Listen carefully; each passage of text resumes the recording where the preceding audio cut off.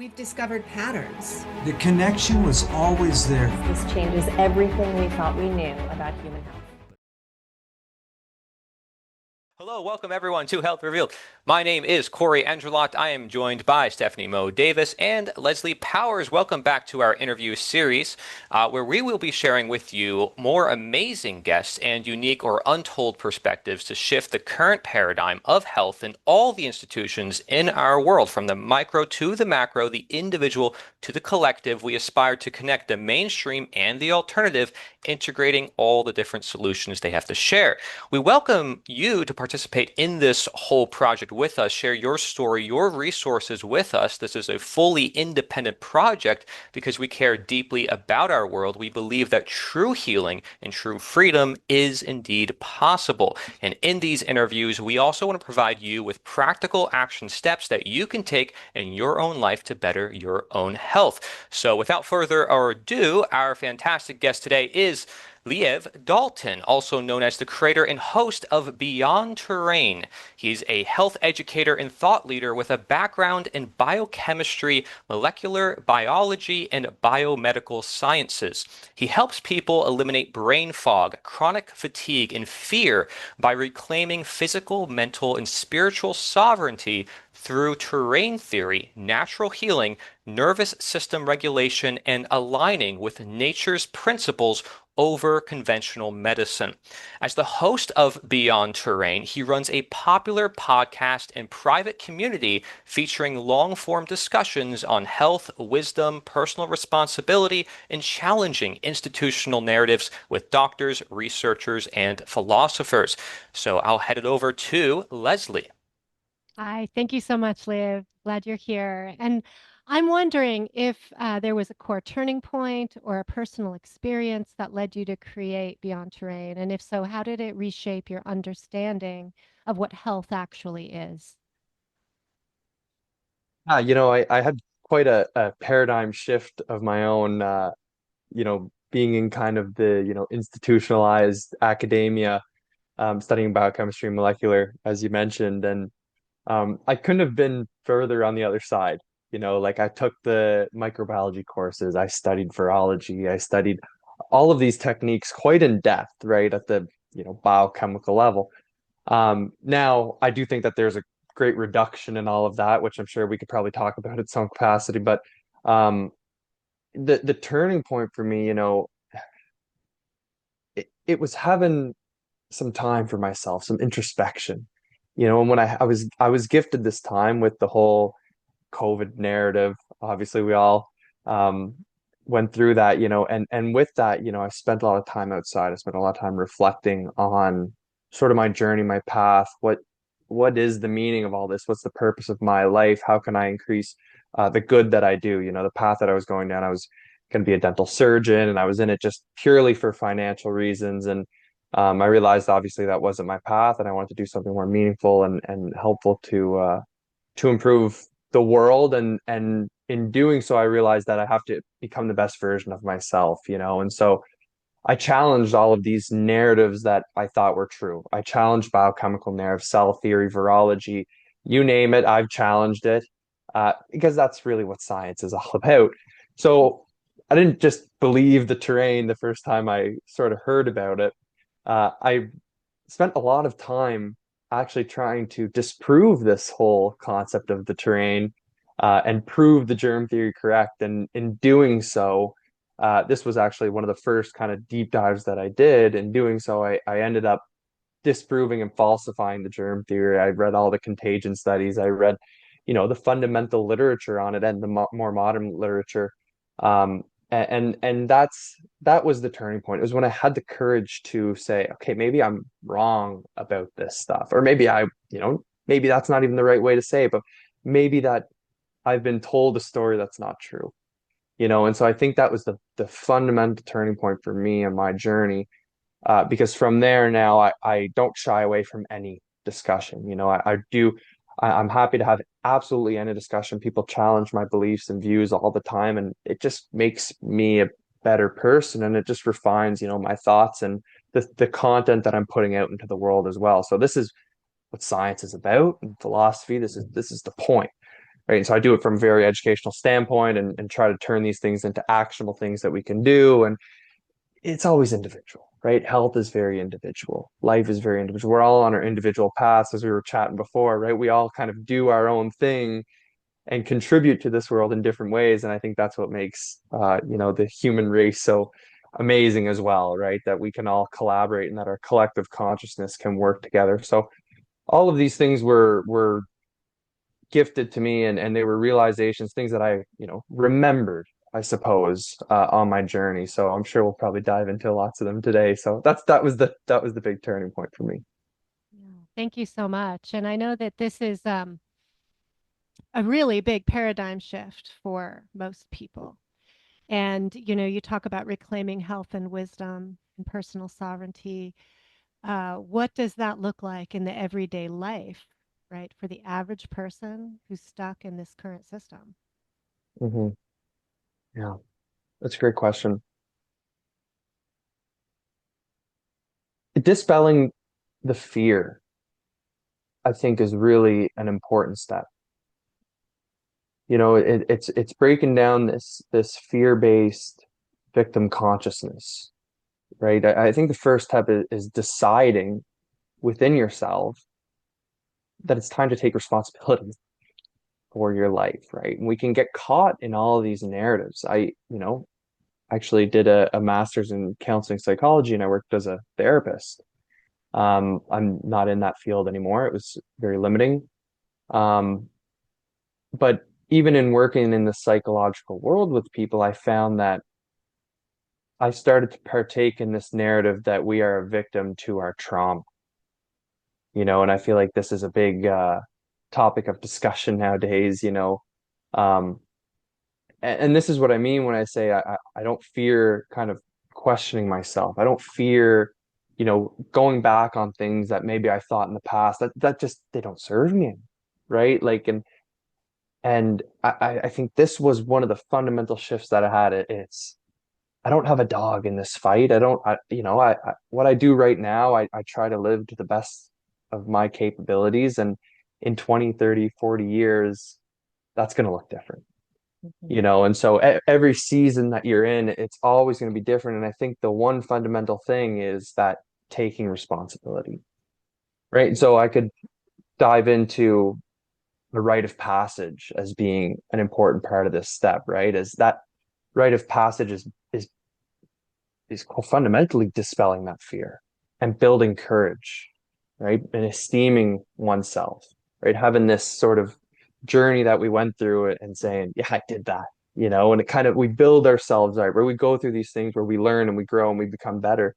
And then this is positive feedback cycle, right? And so now I just had a daughter about 3 months ago, and I think that's another way of sort of excelling uh, our consciousness, our being, our vitality on a very physical level, right? Because you have to take more responsibility than ever, Mhm. right? And I think these are some of the concepts that we have to remember. It's getting back to simplicity. Mhm. And we get back to simplicity and we realize that, okay, like a lot of these narratives are designed to be coping mechanisms, right? For us to not have to take responsibility for our lives. Right. Right. And that's just a form of coping, right? Like it's like, oh, well, it's not me, it's my genetics, or it's my trauma, or it's the germs, right? None of it's my fault, and this is not a blame, good or bad type thing that doesn't exist in nature. There's only adaptation, right?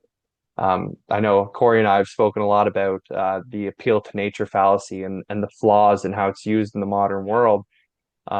Appealing to nature is fundamentally one of the only truths that we know. And when we do that, we again dispel the fear, right? And I think that I could probably center that discussion around that point, right? Esteeming ourselves, building ourselves up, focusing on these positive things, focusing on these empowering narratives that I think that we're all talking about nowadays. I think that's the fundamental step.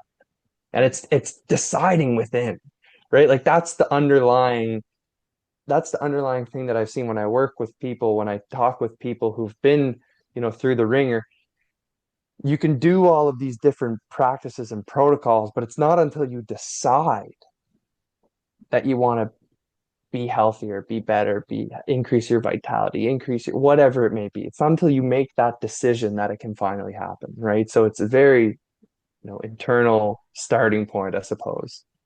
Yeah, I And I love suppose that. one thing I didn't mention is faith, which is everything. Mhm. And I brushed over that, but I think that again is the antidote to fear. Faith in something big or something interconnected, something all knowing, so all loving, right? Like that's a center point as well. So Yeah, and I'll just highlight that I think implicit in what you're saying is the willingness to ask questions and to be sure. willing to reconsider assumptions and to be open, right? Yeah, yeah. Well, and So, and I think that's a great point. Sorry to chime in one more time here, but um, when it comes to the professors that I was learning from in these institutions, I would ask questions and they wouldn't even consider looking, right? So talk a lot about this one story in genetics, and we were learning about PCR on the most fundamental level, and she mentioned in lecture that anything over 33 cycles is completely scientific obsolete. And I said, okay, well, why is the CDC issue a document that say we're running it at 45 cycles? And you're telling me anything above 33 cycles is scientifically obsolete. How does this make any sense? And, I asked this question and it was a total like, nope, that's not true. That's probably a fake document. You're a conspiracy theorist. And it just went to all of these illogical arguments. There was not even an inkling of curiosity there of, okay, actually that is sort of a contradiction, and it was a fear-based, it's a fear-based response, right? What would happen if I accepted that the CDC is pushing an unscientific practice at the highest level? What does that say about them? What does that say about their intentions, that the institutions that I follow, that govern me, that fund me? And it's the fear of, what could happen even in the day-to-day life. Like I know that I can't take part in institutionalized academia.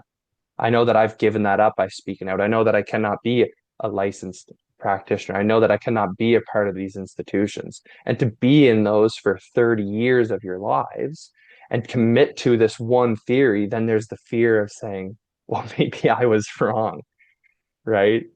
So yeah, I think that's a great point. Wow. Wow. Thank you. I'm really impressed with you, Liev, and part of your work that's really interesting to me, just a little bit of a quick background, is I too participated in the system and outside of the system. And one thing that's unique to all of us, it seems that we've had kind of one foot in the door, so to speak, to get this background underbelly of what's really going on. And then realizing and accepting that, like you said, there's a paradigm limit. There's literally like a steel door, and just like you don't go beyond the veil. Nobody knows what to do if you ask those questions that are outside of the general purview of what's going on. I was actually involved in a lot of Eastern style practices. I was a yoga teacher and owned yoga studios in my early life, and really focusing on what I would call the feminine aspect of health and wellness, which is the being, not the doing, and the slowing down and the getting back into nature.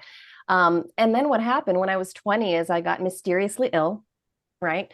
And at that time, I just fell into the system as it was and was diagnosed with an autoimmune condition, and then proceeded to have not one, but two organ transplants. So I'm really interested in your work on the immune system and virology, specifically with organ transplants patients. We get these things that the doctors label as high antibody post-transplant, or we become highly sensitized to where we can't get transplants anymore because they feel as though these antibodies are immediately going to reject and attack the new organ in the system. So I know people literally right now who are dying, waiting. They even have donors ready to go, but the doctors are afraid because of this high PCR level, this high reactive antibody level. So all of your work around that is really personal to me and really, really fascinating. And I have a question for you. You make a really strong distinction between viruses don't exist and viruses have never been demonstrated to exist. How do you explain that nuance to someone so new in order for them to be more curious than just shut it down immediately?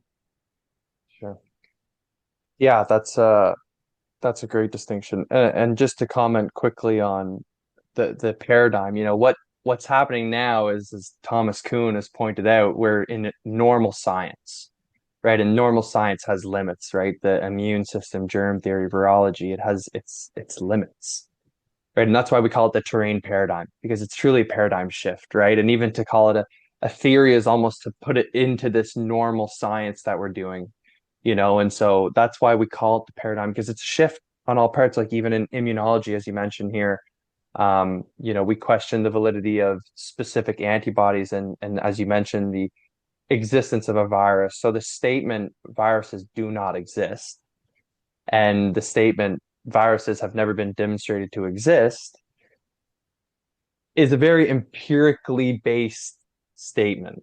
Mhm. Um, Logically, I think you can come to the argument that viruses do not exist. But from the empirical standpoint, which is what generally people like to discuss um, this would require some sort of empirical evidence, right? And so if there's not been demonstrated using the empirical scientific method, it's a way to get your foot in the door with the people who are in this normal science, right? With the people who are working within this previous paradigm. If they've not been demonstrated empirically, it's like, okay, what do you mean by that? Because then it's not a claim of, some guy on Instagram who just says random stuff for clickbait. Like it carries a greater weight, I guess, in the academic community, which is where a lot of us come from, right? Yeah. We have Kaufman, Cowan, esteemed doctors like the Baileys. We have Daniel Reuters, which was, he was a senior lecturer at universities. We have Jernea Tomzik, who was a PhD molecular biologist, and completely disregards these concepts in virology. Those are where we're drawing from. Stefan Lanka, right? One of the first. Mhm. The whole Perth group.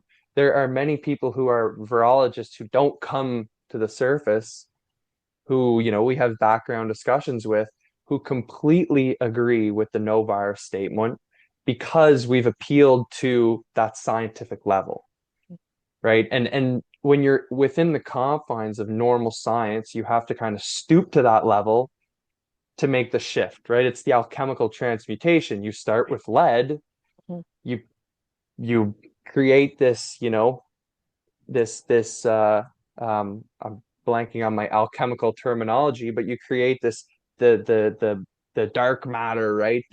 That essence, that prima material, like you break it down Mhm. to that basic energy and then you make gold, right? And so it's the same process, It's right? almost Of like the taking someone, doctors, like when the doctors work with patients, they always say meet them where they're at. It's almost like the sure, new paradigm has to take that same philosophy with the old garb and meet them where they're at to be able to open and expand their mind. I think that's kind of like what you're saying.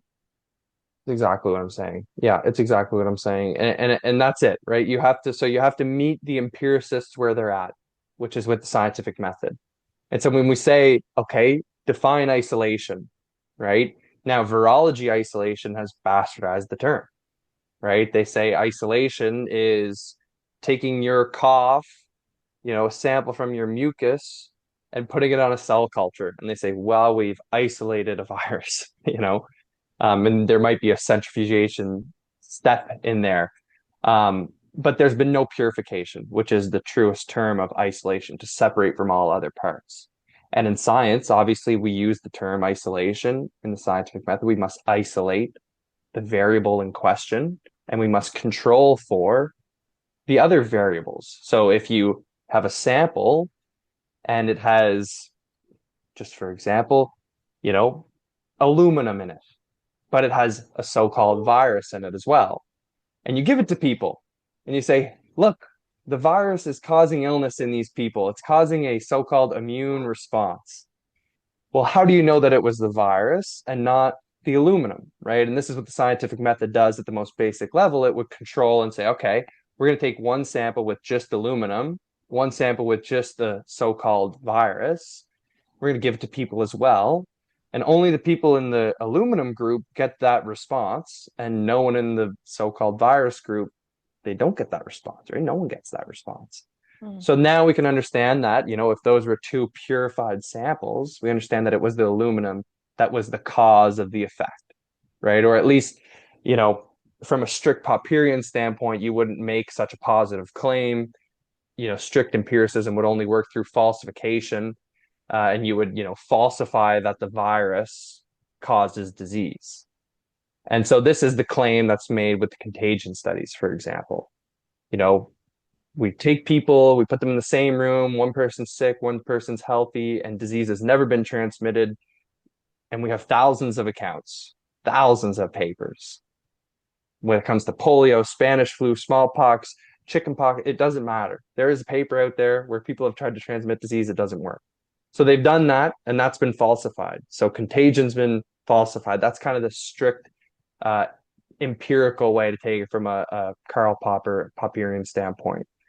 So the same could be said, right, about the methods now used in virology to try to prove a virus to exist in nature, right? And so demonstrating that in a controlled environment is that scientific claim. To say there is no virus versus viruses have never been demonstrated to exist is kind of that scientific standpoint. Now, what's the more emotionally appealing clickbait title? It's viruses do not exist.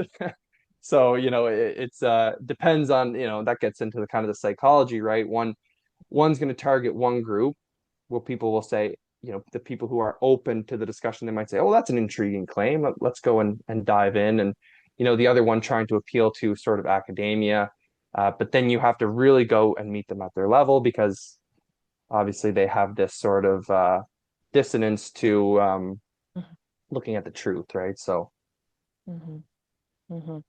yes, I've seen that that obvious cognitive dissonance when you ask somebody a question, out of what they're used to. It's literally almost like they go blank. When you're talking about isolating and controlling, we've done so much psychology work, relational work, attachment theory work. And when I hear things like that, I think of, oh, this sounds like a toxic relationship. And, interestingly enough, I'm curious, do you think that a true isolation or a separation between the scientist and the science can actually even exist? Yeah, isolation, right? This is what Duhem and Quine spoke about. I asked this same question, and actually someone in my comments pointed out that Duhem and Quine already asked this question, and I was unfamiliar with their work. Isolation fundamentally does not exist in nature. Right. So right. what effect does isolation have on the scientific experiment if you can not control for the isolation? Right.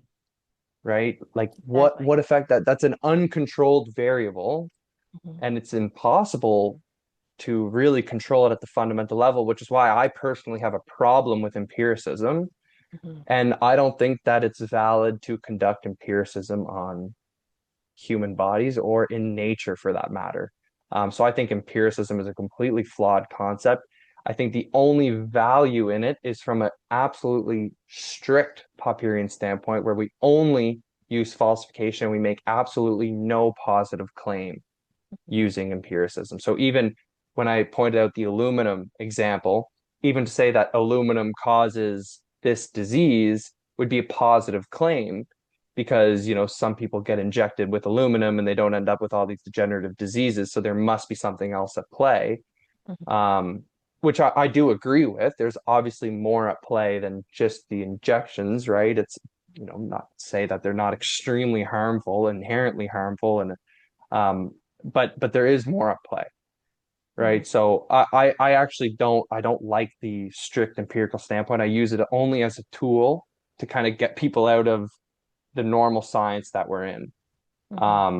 That's kind of why I like to study logic and use a more rationalism point of view when it comes to approaching what is healthy versus what is unhealthy, right? What's going to lead us towards health and vitality? What's going to lead us towards death and disease? And I think we can approach this very logically, and um, it's quite simple, right? What is natural is healthy, and what is unnatural is unhealthy, right? And so that's sort of the logical. These are the foundations that we stand on, and we start with premises that are irrefutable, and we work from there so that we don't end up somewhere totally flawed. Now, maybe you could argue that even logically, there's barriers to that method of formulating theories and philosophies, and I would we would probably end up agreeing because there's this weird thing in this world where everything is like a paradox, like and it's like it's kind of funny, like there's always like this huge contradiction at every point, like um and then it's that kind of gets into a deeper discussion. Not that, again, words aren't meaningless, they carry great value, and we have to be careful semantically if we do start to engage in rationalism and um pure use of logic. But there's an essence that words carry, and again, this is what the alchemists spoke of. They spoke of this essence that is unnameable. It was this essence carried beyond the words that we speak or the experiments that we do. Like, you can use empiricism to kind of get answers, but only if it's truly aligned with nature, right? With our, fundamental ways of being. So again, it kind of comes back to sort of this thing beyond science, like, and again, this is not my approach of talking with scientists, but I think I'm in a safe space right now. Like if I was talking to a professor or something, I wouldn't go down this route. But um, it's there's an essence to these words. So and I think that's an important thing. And that's why I kind of like the study of alchemy as well, because it's trying to understand sort of the essence and meaning behind the words that we carry. And I think this is why traditionally we all spoke in story rather than theories and philosophies. We spoke of stories, right? Like ancestrally, everything was passed down through story. Because Yeah. in a story, you convey an essence that's not said by the words. That's why the alchemists say lead into gold. And if you want to be led astray, try and do alchemy empirically. Yeah. You'll surely fail. So like you have to understand the essence. That's the importance of story. And I think that's the direction in which Beyond Train will move as well, is less into this sort of scientific, I want it to be a full place for people to undergo this transformation. But in moving forward through, the deeper that you go, you have to eventually let go of even empiricism itself, right? Which is again one of these things that hard for us to question, right? Oh, the fear of, if I can't trust empiricism, what can I trust? Hmm. Like, yes, it Yeah. comes back to the same thing, right? So Yeah. Mhm. I So hope I so answered wait, your question. I think I went off a little bit That was great. I'd Good. I'd like to ask a little follow-up on that. Is when you say there. what is natural is healthy and what is unnatural is unhealthy, can you define what you mean by natural and unnatural? Yeah, and I don't think to be honest with you, it's very hard to draw the line. It's extremely difficult to draw the line. And is there a black and white line? Is a crow's nest natural? Well, the crow made it. Does that make it unnatural?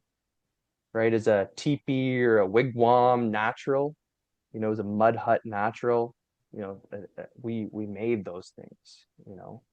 Is a wooden spear natural? Like, at what point does something then become unnatural? I think this is the very difficult line for us to draw. Now, practically, I think it becomes a lot easier to kind of draw this line. And philosophically, I think it's almost impossible, at least at this point in my thinking, to really draw this line. And um, I know Corey does some great work here. You probably have a really great answer for this question. But Mhm. from the practical standpoint, drawing the line, I say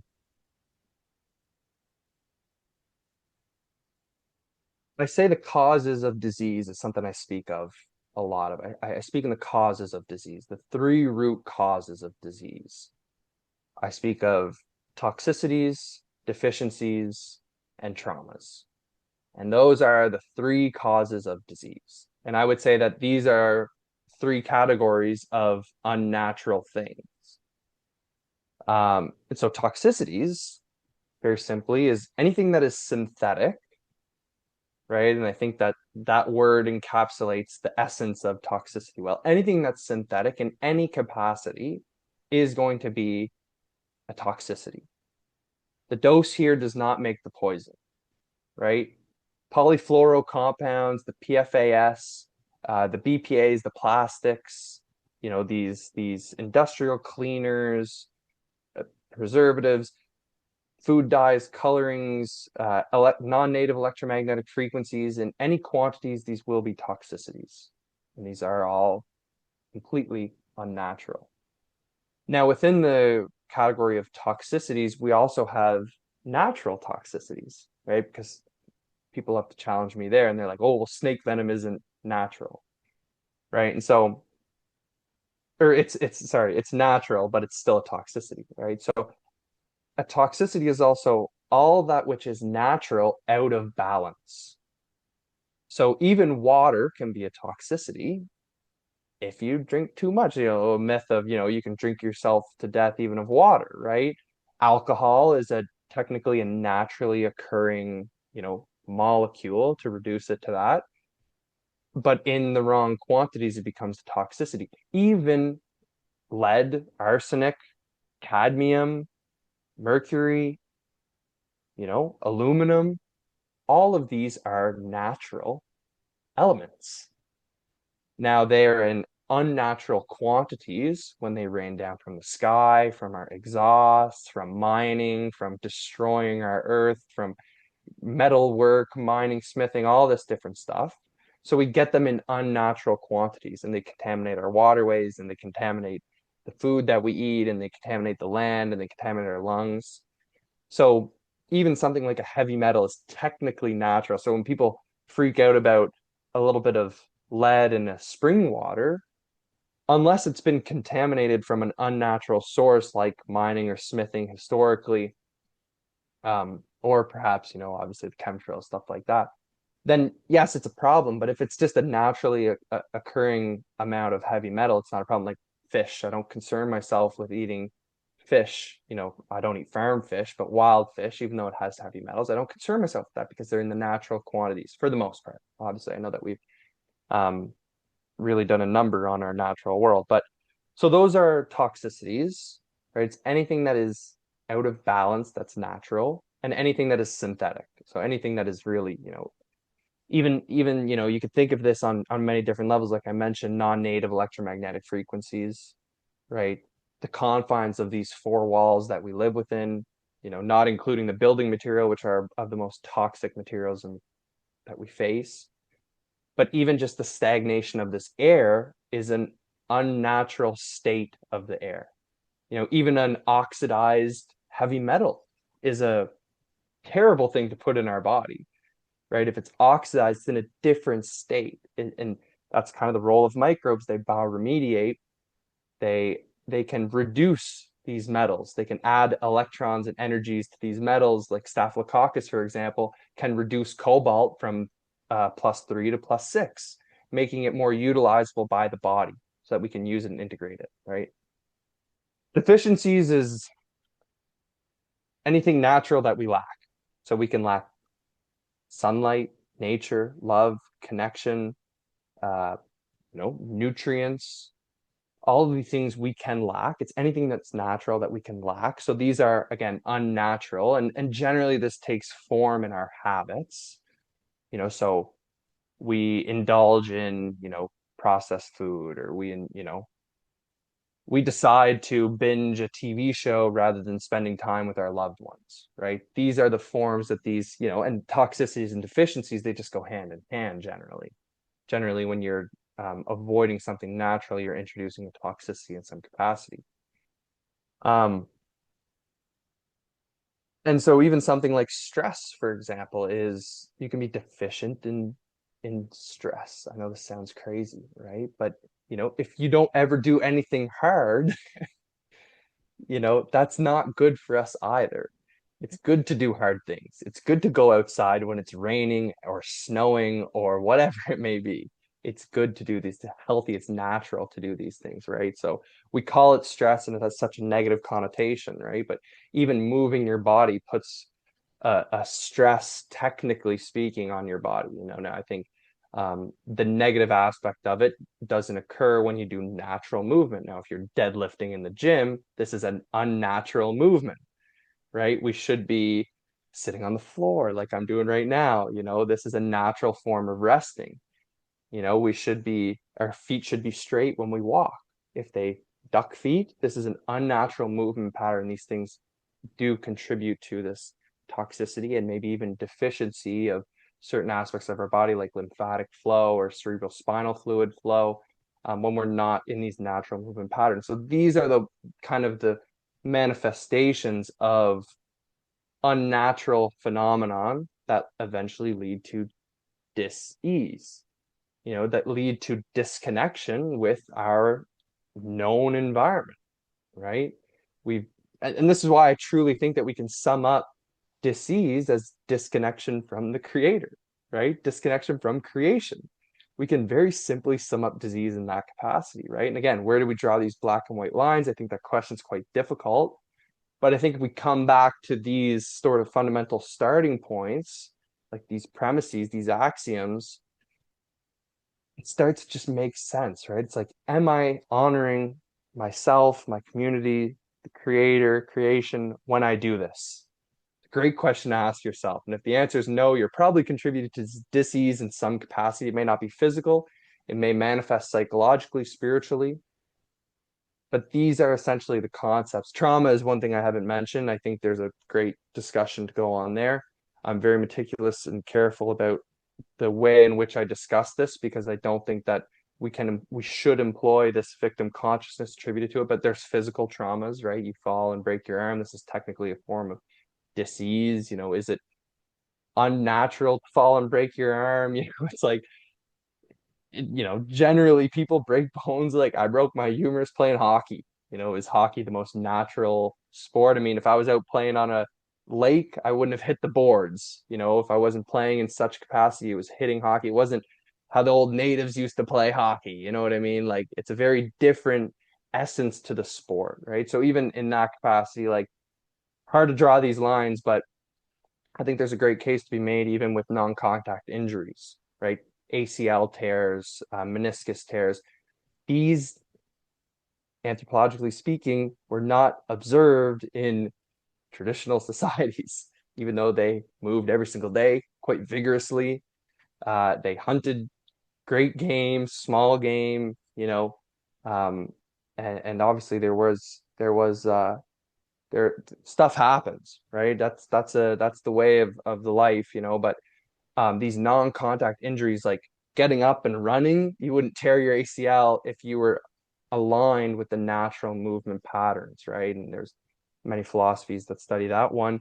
I really like the Goda philosophy. If you love movement, greatest of all time actions is a great philosophy to study. They study ancestral people who've never worn shoes. They look at their movement patterns. They study babies who have prime movement pattern. I'm seeing that with my young one now. She has perfect biomechanics. They study centurions who can still run, and they study the greatest of all time athletes. And they look at their movement patterns, they take it together, and then they create sort of this philosophy. And maybe it's a little bit rigid, and I could probably dissect it and criticize it, but I think it's generally a great starting point.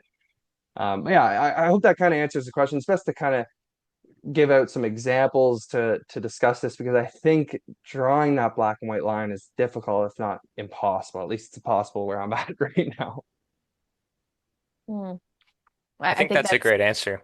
yeah, I'll great just answer. say I probably won't have another guest on the show that's more fitting for this topic of appeal to nature, since you mention it in a very philosophical way, right? We're dealing with health concepts, but you're bridging that gap between health and philosophy quite well.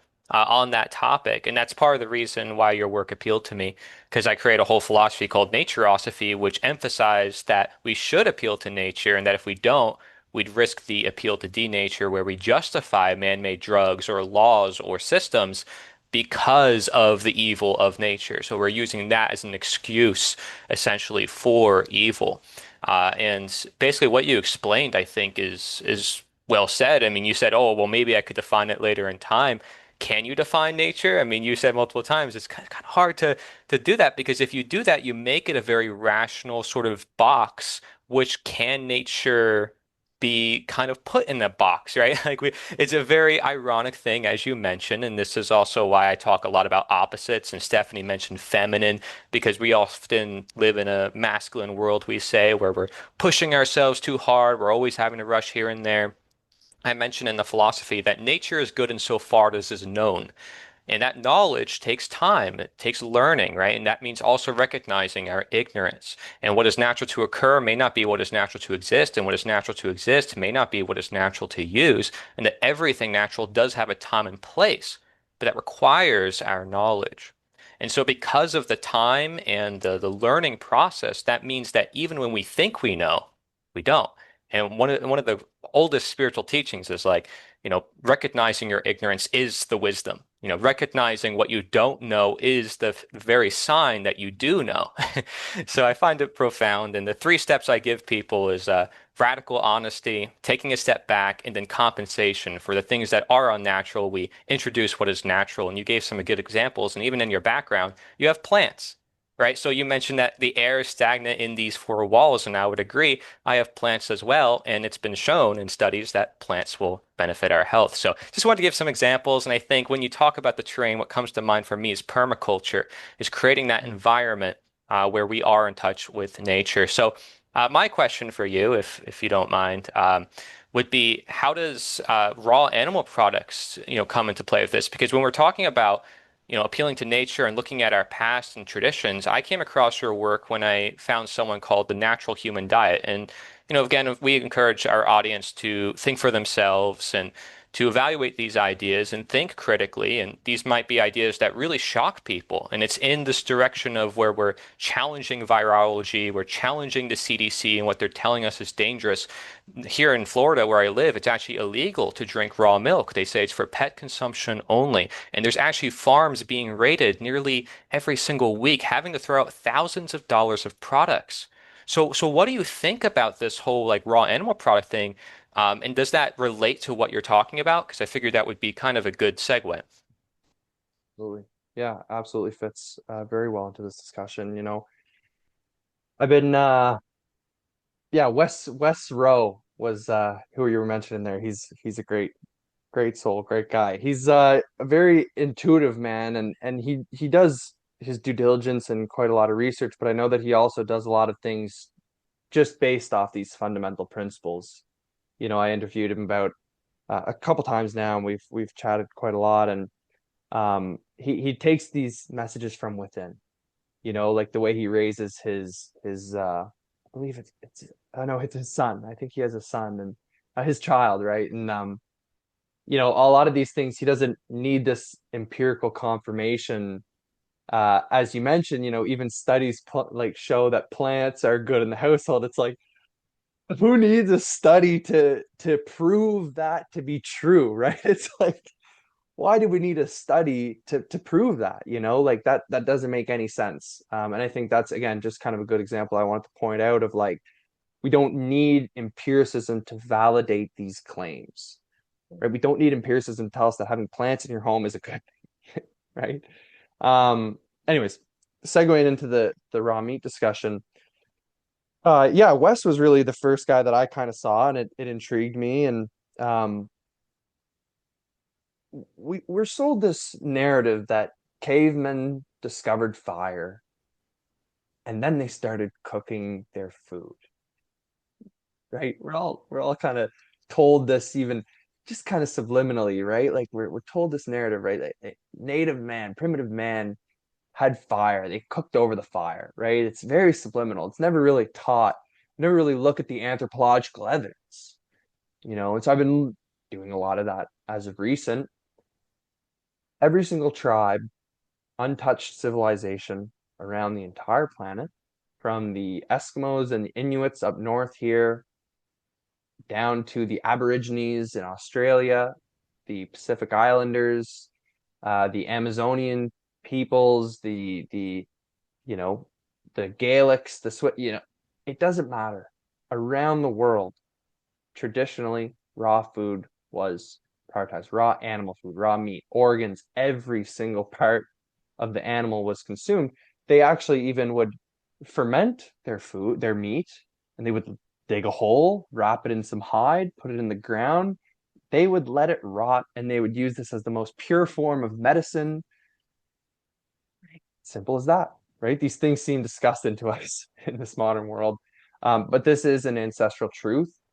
And again, the you have to really do your due diligence when studying anthropology, because you can go and say, oh, well, I went to, the reservation and they're all eating cooked food. It's like, okay, well, like, are they living a traditional lifestyle? Generally, my rule of thumb is if they're wearing shoes, and not some traditional sort of, maybe leather footwear, especially up north, they obviously wore leather, but if they're wearing modern shoes or modern clothes, they've been adulterated, right? We've removed this gold standard of primitive man. So for example, there's this Indian documentary, the one where they show those Sentinelese islanders, right? The only untouched tribe left in the world. Wouldn't it be great if we could go and study those tribes, and see what they did? But hold on, in the 60s, 70s, the Indian government, they went to this island, they dropped off pharmaceutical drugs like antibiotics. They dropped off food, plastics, steel pans, cookware, and they've, again, adulterated the people, right? They have removed this gold standard of the primitive way of life. So going and studying them would be in futility, right? So a couple islands south, the same documentary, halfway through the documentary, you'll see that there's a group of people and they're cooking their meat over the fire. And the narrator says very subtly, up until 60 years ago, this tribe has never cooked food. Ever. They had fire, but they never cooked their food. They didn't know what cooked food was. We had to show them how to cook their food. How primitive and savage, right? The gold standard is a raw animal-based diet. There's no doubt about it. Now, there are accounts, I will say that there are accounts where sometimes plants are consumed and sometimes, smoked food, or even, light emphasis on lightly cooked food is consumed in the natural order. Now, again, within a full holistic approach here, this was compensated by other variables, like they would consume clays. Oftentimes, they would consume a natural form of water, right? They would drink from puddles and ponds and lakes. They wouldn't need to find a spring, a pure spring. And sometimes stuff like that was used medicinally, or if they had access to it. But they were in true connection with the natural environment. So this is truly the holistic approach. So, in my, I'm not a purist. I don't purely eat raw animal foods. I implement them into my life on a daily basis.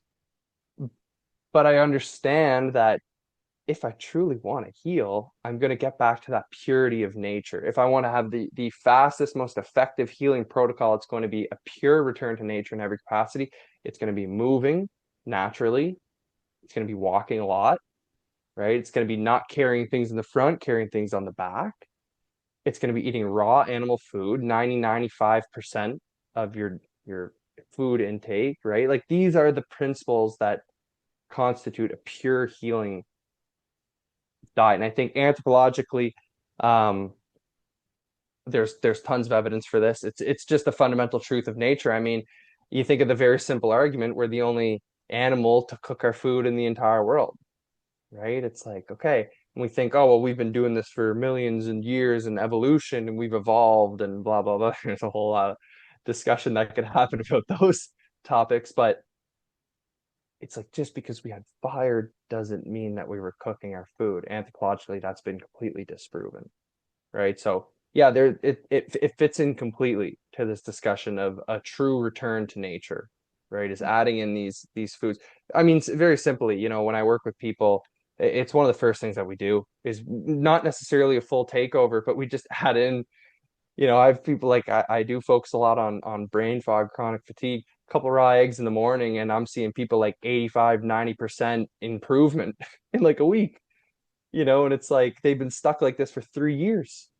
And this is not it's not a suppression. It's not a suppression of the symptom, right? Because you're adding in the purity of nature, right? It's a sustainable thing that we can do, right? It's not this temporary suppression. So yeah, it fits perfectly. I hope I did it justice there.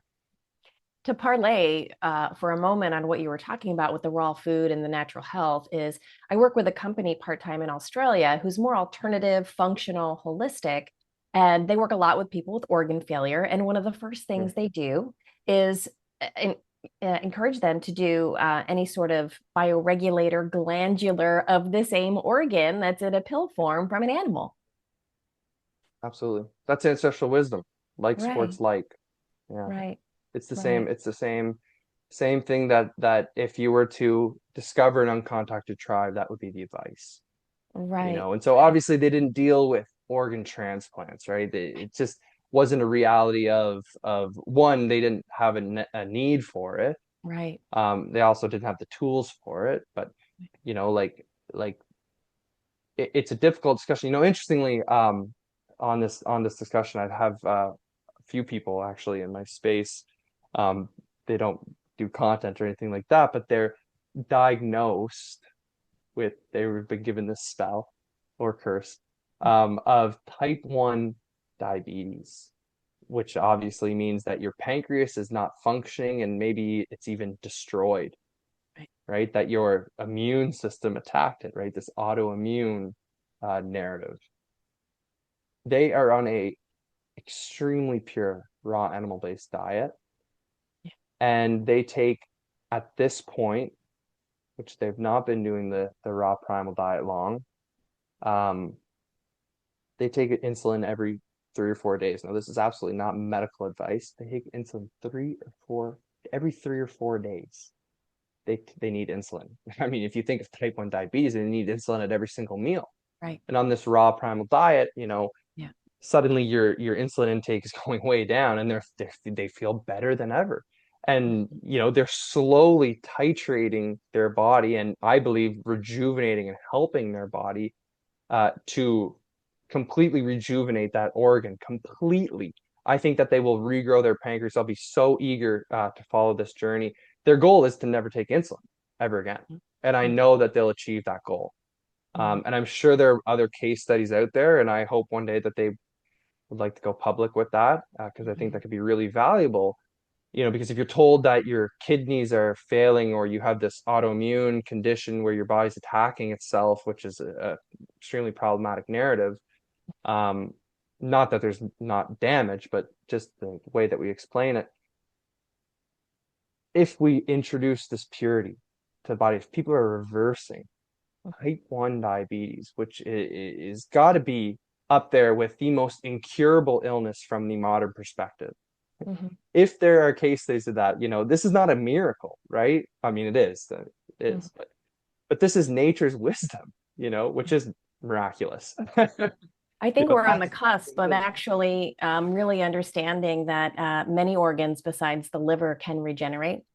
And we're seeing this in the CKD, the chronic kidney disease movement in Australia. They're really doing some of these things. Again, the ketogenic or carnivore-based diet is doing incredible things for people with autoimmune and with people that have these organ issues. It's something is happening where it's completely reversing people. But, you know, I think one of the problems is that spell is once somebody gets a diagnosis from the professional, it is almost impossible to break that mental spell. And you need some very strong mental wisdom in order for them to relax into this new paradigm. I mean, could you imagine if we could regenerate organs and reverse autoimmune diseases more effortlessly. It's going to take a massive mental paradigm shift as well, for the patient to literally go against the expert's orders is the first line of order to do that. And thank goodness, thank God, we're seeing more and more people come out on YouTube that are consciously going against their doctor's orders and following what their body is intuitively telling them and finding the right people to steward that. And I think getting people to reconnect with their intuition. I think one of the massive narratives that we have going on here in the West is to really decouple our potential, our wisdom, our body's wisdom and intuition, from our lives, from our day-to-day lives. I know for me, every issue I had or broken bone I had, or when I was diagnosed with my autoimmune disease, it was when I reverse engineered it and I kind of sat and thought back, why did this happen to me? The evidence was always very clear. I could always determine what the deficiency was. And it was those same factors that you discussed. It was a nutritional deficiency. It was a love deficiency, a trauma deficiency. You could always see that the cause behind it. And I think moving to this paradigm to give people the opportunity to shift that mindset before something detrimental happens. And then we say, oh, my experience led to so much wisdom because I was diagnosed for 10 years and laid in bed in a coma. And then I woke up and had all this wisdom. What if we didn't have to go through as much suffering to learn some of these lessons that our body, I believe, is just dripping wisdom to us each and every day, but that we relearn to trust ourselves and to remember, as you say, the power of just the human being and the connections that we have instead of relying and outsourcing so much into this material paradigm. So thank you so much. I mean, for your wisdom. I have one last question for you personally. You talk about all of these wonderful things, and back to virology, the four horsemen theory that you talk about. If you could design one gold standard experiment to test the viral model, or just the healthcare model in general, the narrative that we use in the model today, what would that look like? I think I came from a very empirical point of view, especially initially, and I studied empiricism and I studied the scientific method, not only through, what I was taught in academia, but I really evaluated it with a high level of scrutiny. And I think that we have the data, for lack of better terms. I think we have the data. I think when you study anthropology in any capacity, with an inkling of knowledge about what a gold standard would be, right? So from a health standpoint, I would say read Weston A. Price. I think that book, is an amazing paradigm shifting read. It's a very enjoyable read. You learn a lot about ancestral wisdom, and you see a very clear scientific approach. Is it a strict scientific method of isolation and whatever? I don't think that you can ever get to a gold standard empirical. As I was kind of alluding to earlier with, the whole isolation question. If we isolate something, is it truly, natural? But Weston A. Price, he showed two groups of people from the same tribe. One, the primitive lifestyle, or at least a very close representation of the primitive lifestyle. They might have still ate cooked foods, like the Swiss and the Gaelics that he studied. They ate, rye bread and cooked foods and stews and stuff like that. So, is that the primitive gold standard? Not necessarily. They still were in perfect health, right? Compared to the same groups of people, the same Swiss and Gaelic people who ate the modern foods. They lived near railroads or near cities and towns where they were able to trek in and get the food. And they were riddled with disease, cavities, facial deformities, tuberculosis, you name it, they had it, right? He did this with tribes around the world. He did it with the Inuits. He did it with the Aborigines, again, the Pacific Islanders. He did it with the African tribes. He did it with the Amazonian tribes, Peruvian tribes. He did it with everyone, right? I think that was, to me, has got to be at least a really great starting point to get the people thinking in a different way about that gold standard of health. The primitive people is the gold standard, an untouched primitive person. I don't think that we have any left in the world. Even the North Sentinelese have been adulterated. We have documented evidence of this. So I don't think that there's a gold standard now in this modern day and age. And even, Wes Rowe, he's been on the diet. Derek Nance been on the diet, the raw primal diet, 15 years. Is he a gold standard? Technically, no. Right? Technically, no. Technically he's not. Right? One, we don't know, everyone's home situation and psychological world. And I think that plays huge role.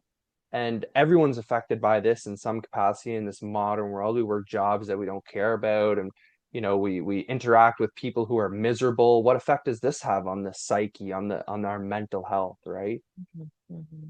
So I think that we have the data. I think when we study anthropology, when we look at nature, I think when you go outside and you sit by a stream for 8 hours without your phone, you're going to learn a lot more than you can ever do in a book too. That's the gold standard level of learning. It's getting close to God. It's getting close to nature. That's the gold standard, in my opinion. When it comes to virology, again, I think we've completely falsified it. There have been people who actually attempt control experiments. Stefan Lanka controlled the experiments. He controlled the methods used in a cell culture and created supposed viruses without the addition of a virus to the sample. So using only the methods, only the cell culture, only the starvation of the cells, only the addition of streptomycin, antibiotics, and antifungals, only the methods create viruses. Right? So that's the uncontrolled variable that's never accounted for, the supposed mock infection, the phantom mock infection. Anytime there's a true mock infection in virology, I know those probably are some scientific terms, but they've all falsified virology, right? We falsified it from a laboratory standpoint. The laboratory methods, electron microscopy is uncontrolled for.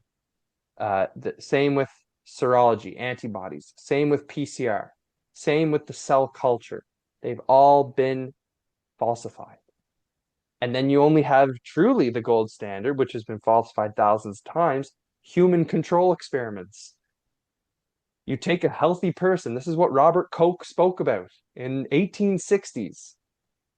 You take a healthy person, you give them a isolated bacteria or supposed virus or even parasites. They've done it with parasites.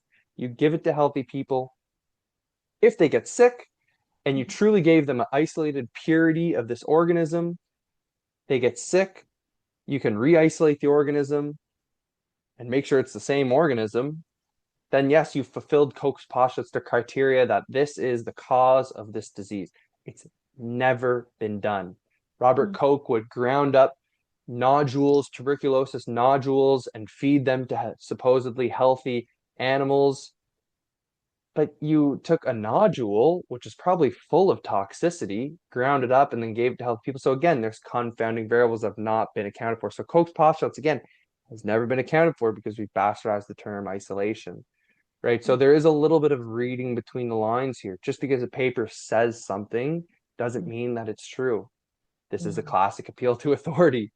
Just because a paper says we isolated the virus doesn't mean that, when we look at the definition of isolation or the definition of a virus, doesn't mean that they did it, right? We have to look at the methods section. We have to look at the results section, not the abstract, not the introduction, not the discussion section.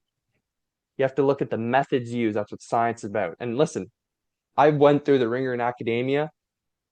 There's a reason why the citation errors are so common in the scientific literature, is because scientists skim abstracts and cite from the abstract, both of which are citation errors.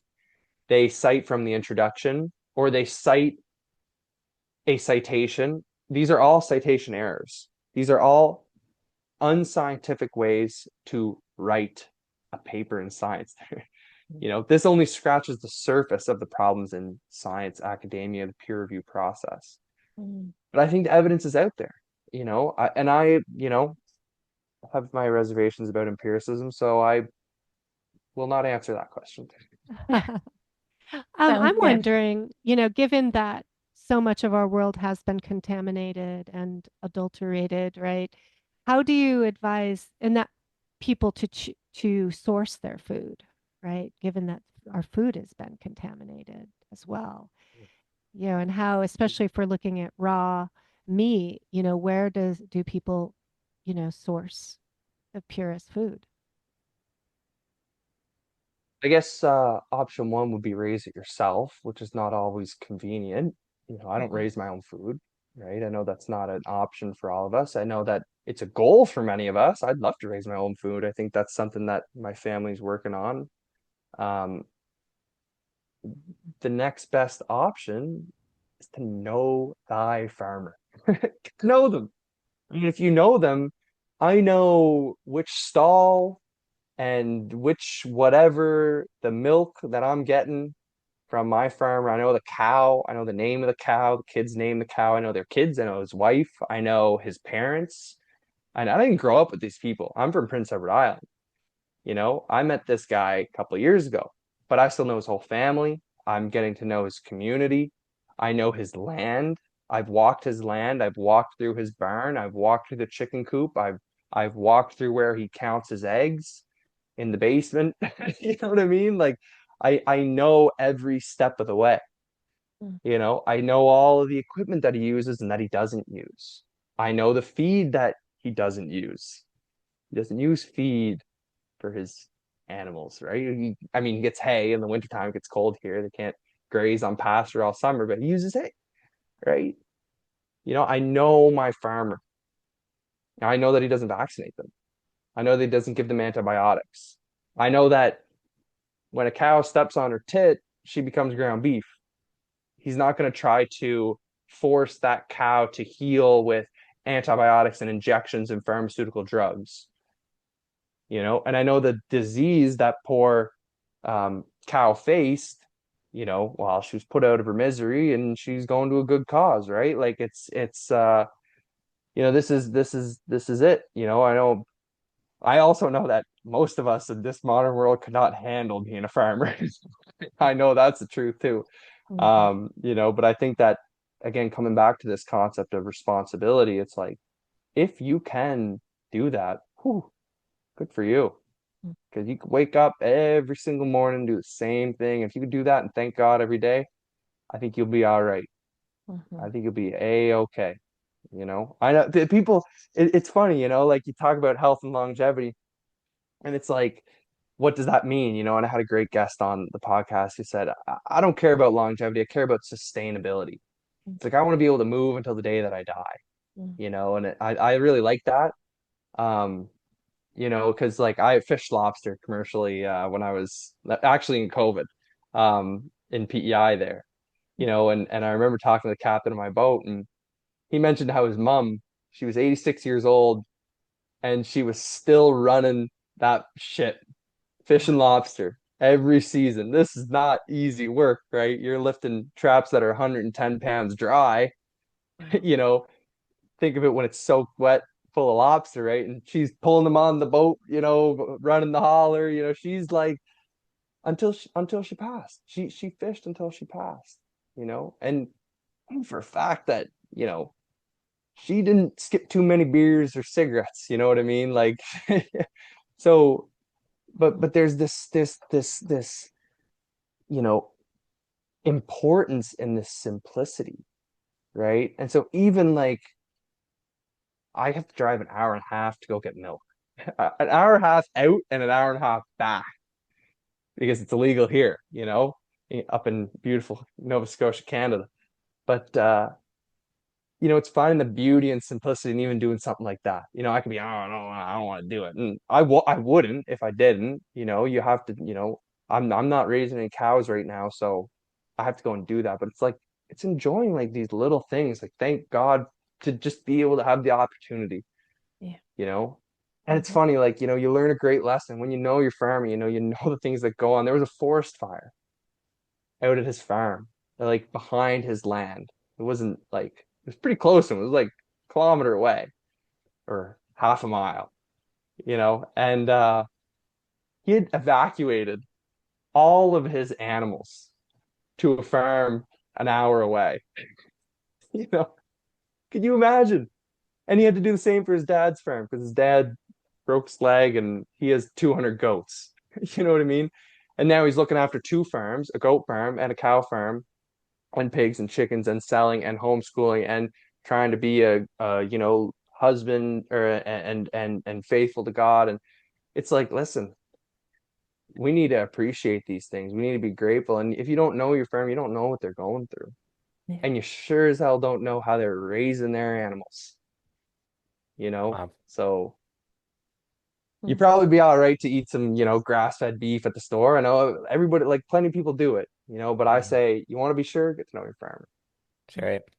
Thank you so much, man. This has been such a great interview. You've been sharing so many different tips for people and different ideas. And hey, anybody out there who's listening, who's watching, if you have a challenge and you say, hey, he's wrong and I disagree, like we invite everybody to share their perspectives on this. This is an open forum where we're trying to see what can we change in the current system and the way we're doing things. I would say you inspired me to probably burn all the books I have and go into nature. I want to go into nature like right now. I'll be honest. But yeah, thank you so much. Is there any final notes you guys want to mention, Liev, as well? Yeah, I mean, this has been a wonderful discussion. I love talking about this stuff. I appreciate y'all. I think you guys are doing great work, and I'm just glad to be part of it. I think this is a very exciting time. We talk about the, duality or triune nature of this realm, and um, we're obviously doing something quite unnatural at the moment, but at the same time, I think we're doing something beautiful, and Absolutely. we're meeting each other and we're meeting everyone where we're at, because we live in this modern world, and I know that in my life, I'm not going to be optimal, Yeah. I'm not going to be the optimal state. Like, it's something you got to accept, right? Now, some people have trouble with this, and there's this big craze with peptides, and there's the craze with all these supplements and plastic surgery. They want to optimize how they look and how they feel. And I agree. I think beauty is a byproduct of health. And, but then when we start acting by force and coping with these modern ways, we're again hindering the progress moving forward, right? If anything, Weston A. Price taught us is that even in a single generation, we can reverse degenerative disease just by eating our natural human diet. He showed this very clearly. So we need to think greater. We need to think more holistically, bigger than just ourselves. It's always things happen to me. Why is this happening to me? Right? Rather than what's this trying to teach me? How can Yeah. I improve my bloodline? How can I improve my community, the world that I live in? Doing things not just for yourself. I mean, this is what I think the essence of the Christ story is as well, right? Like, I think this is the essence of a lot of these religious texts. That sacrifice of oneself. We don't have to, you know, be so greedy and indulgent and try to just optimize our state, and then we start to tiptoe into this world of synthetics and peptides and supplements and surgeries and whatever. And this is a big problem in this day and age, right? It's a huge movement. And again, we're sold it as this greenwashed narrative of oh, peptides are natural.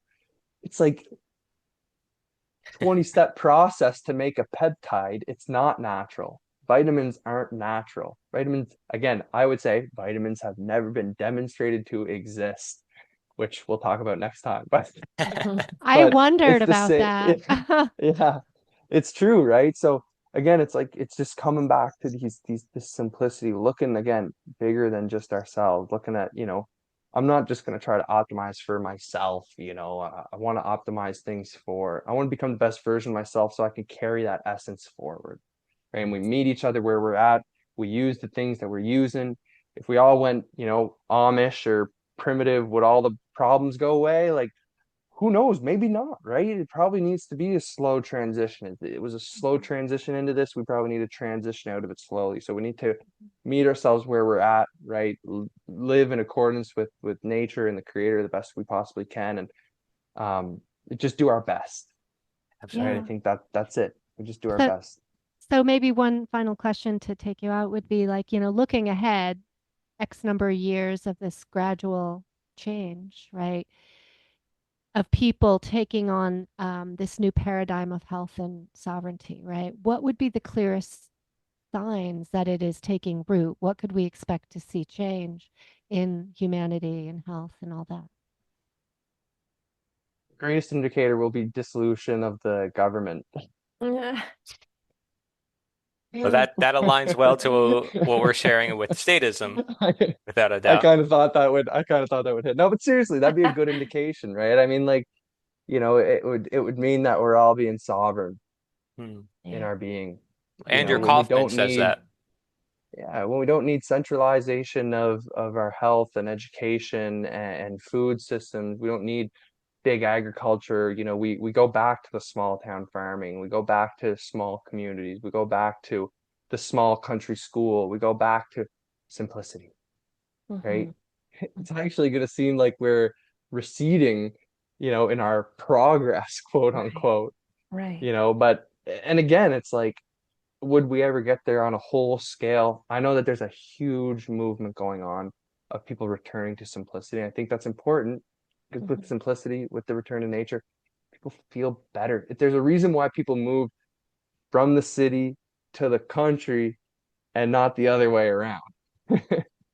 Mhm. That shift is over, right? We saw that shift. They sold the farm to move to the city, and that's fail, right? There's a reason why during COVID, our housing market went insane because everyone moved out here to the country where it's vast, where the land is vast, where there's nature, where and guess what didn't happen after COVID was over? No one went back. They all stayed. So we're seeing these small indications of coming together, smaller communities supporting our farmers, voting with our dollars, with our energy. This is the way forward, truly.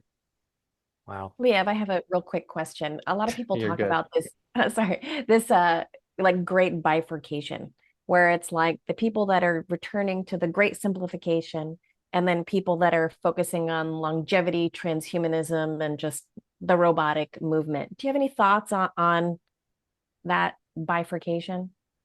What are your Mm. thoughts on that? Do you see that? Do you think that everybody Yeah. will eventually, hopefully, return to the simple side of things, or? I think the biggest problem that the whole transhumanist synthetic agenda faces is that it's failed time and time and time and time again. And it's not a real pretty thing to talk about because it fails and it fails hard. It's unsustainable. And, we think that, Brian Johnson is Yeah. is doing it up with all of his, biohacking and stuff.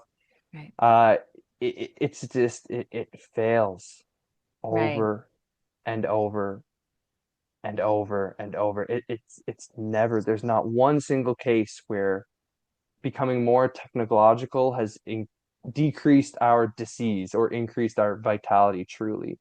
It comes with a cost. Yeah. So it's yeah, anyways, I don't know what's gonna happen. Anything could Yeah. happen. Anything could Right, right. happen. Like seriously, like anything could happen. Who knows what's gonna happen? Tomorrow everything could be different, right? It reminds me a Again, it's little bit like of I was just going to say, it reminds me a little of my faith-based journey, where at some yeah. point along my journey, it was like I was insatiable for more knowledge and more things and Mm. more ways to get enlightened, and just seeking and seeking and seeking and seeking and seeking and seeking.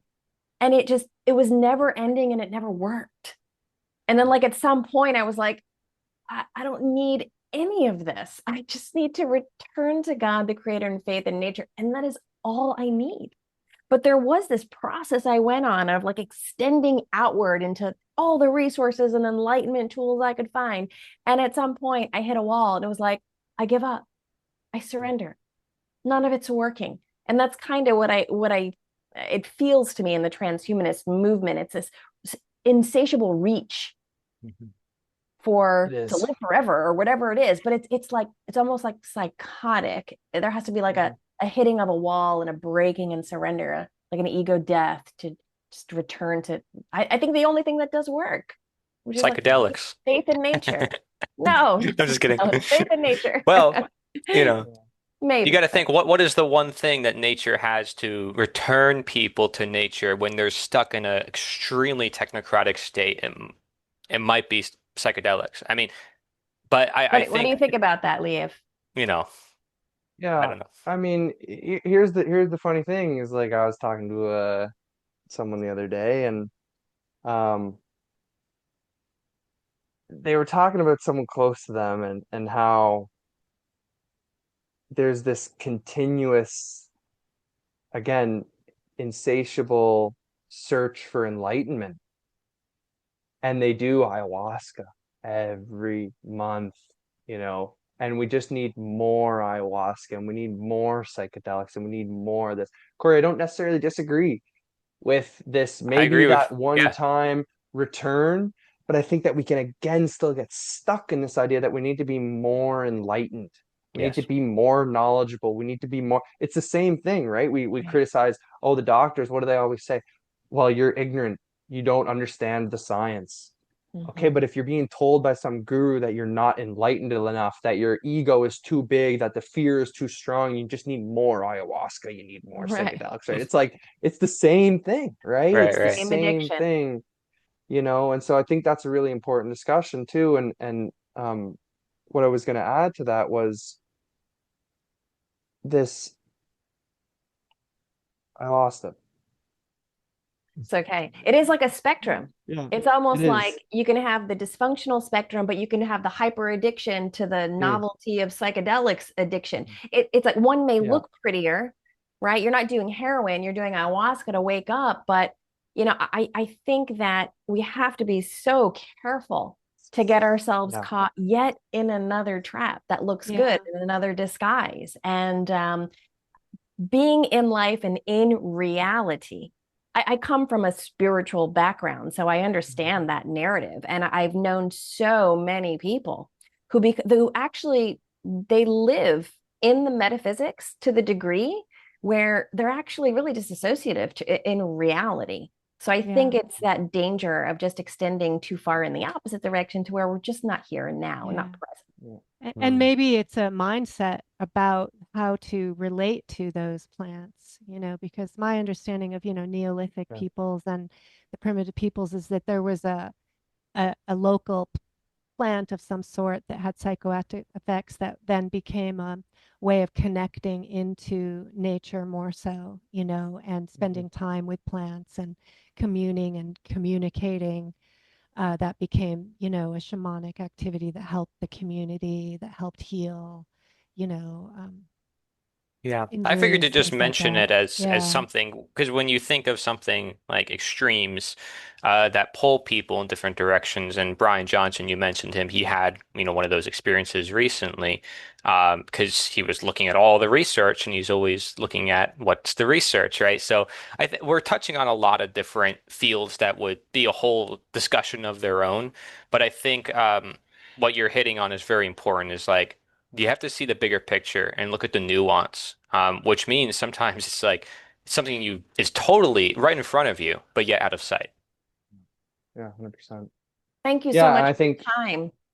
oh, it came back to me. I'll finish that note just because I think it's important again, kind of bring the whole discussion back.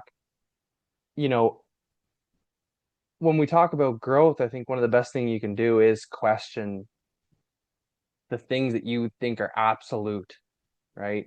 Catching a lot of flack for some comments I made on nervous system dysregulation work.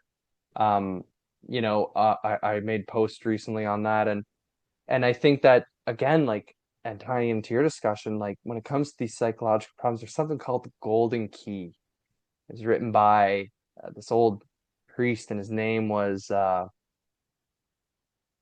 called the Golden Key. And look it up. It's a little book. It's about 9 minutes long. And this priest talked about how anytime there's stress in your life, there's only one thing that you have to do. It's not nervous system dysregulation work, somatic expression, processing, EMDR, brain spotting. It's not any of these new age modalities. And listen, I've studied them. I'm trained in EMDR. I do the somatic experience. I think there's value in them. I think there's value in the psychedelic experience. I think there's value in all these things. But the golden key is just thinking about God. And all the anxieties, all the stress, all the worry, it all goes away. And if anything, you could take away from this episode, go listen to the Golden Key. It's 9 minutes long, and it will change your life. And again, it will stop you from needing to constantly seek the next trauma processing modality, the next nervous system regulation, the next parasite cleanse, the next this, that, the other thing. These are all just constantly seeking more and more and more and more and more from that kind of health space. So we can do this, we